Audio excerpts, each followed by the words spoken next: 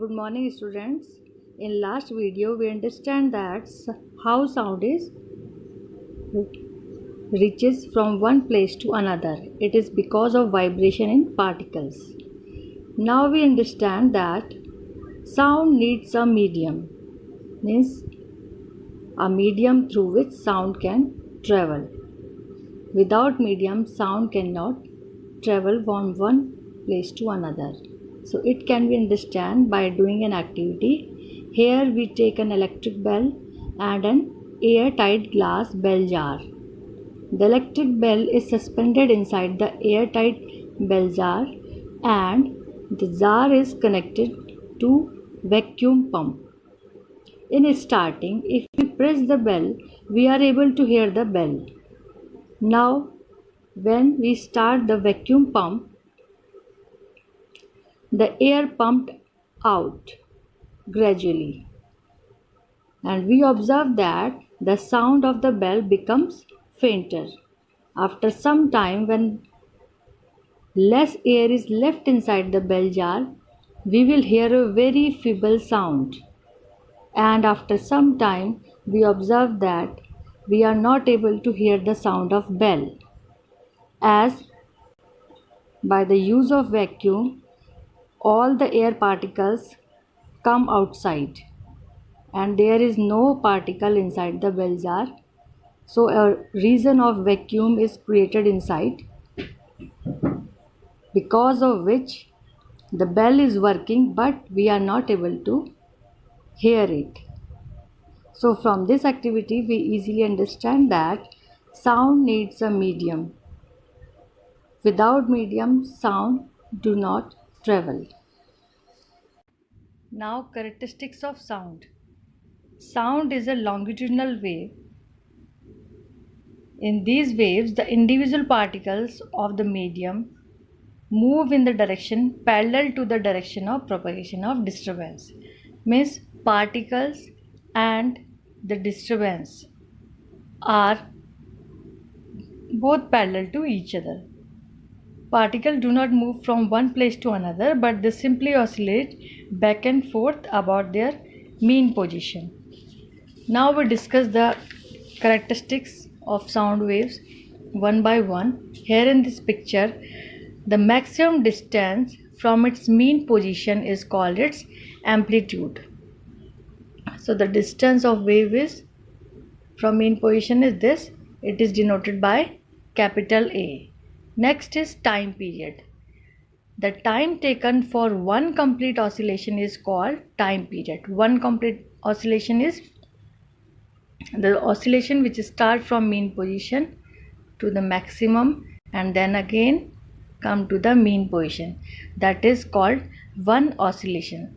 So the time taken to complete one oscillation is called time period and it is denoted by capital T.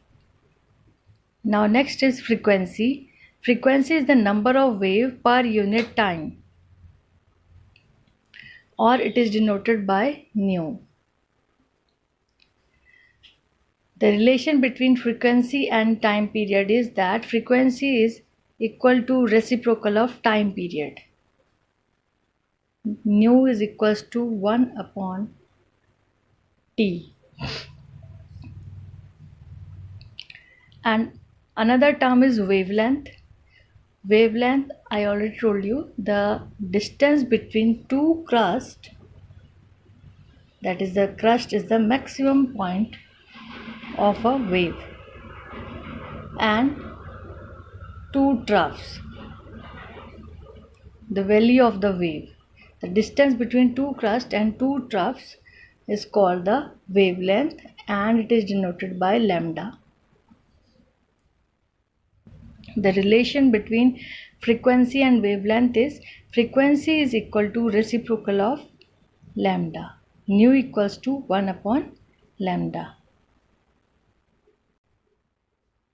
Now here in this picture we are comparing the frequencies of two waves. The first one is a high frequency wave, means frequency means the number of waves per unit time. So here in this first picture we can see that in a particular time the number of waves is very high as compared to the second one. So it is a high frequency wave and it is a low frequency wave. So these are some terms which you have to know. After that we will do numericals on them. Now speed of sound wave. Speed equals to distance upon time. Speed is denoted by v, and here the distance of wave, that is wavelength, is denoted by lambda. So we write here lambda upon t. V equals to lambda, and separately we write here at 1 upon t, and we know that 1 upon t equals to nu, that is frequency. So V equals to lambda nu, speed equals to wavelength into frequency. This relationship is very important to solve numericals. So here is an example. A sound wave has a frequency of 2 kHz and wavelength 35 cm. How long will it take to travel 1.5 km? So in this question we have given frequency, that is 2 kHz, and we convert them into hertz by multiplying it 1000, and wavelength, that is 35 cm, we convert them into meter by dividing 100, 0.35 meter, and we have to calculate the time taken by a wave to travel 1.5 km distance. So time we have to calculate, and now we use this relation, that is speed equals to wavelength into frequency.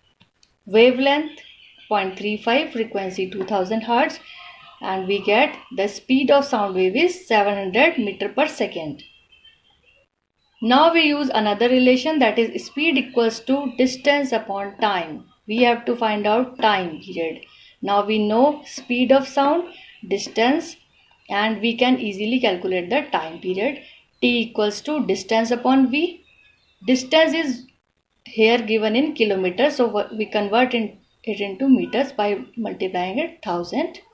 1.5 into 1000 upon 700, so 15 upon 7, and we get the time equals to 2.1 second. So by using these relationships we can solve the numericals of this chapter.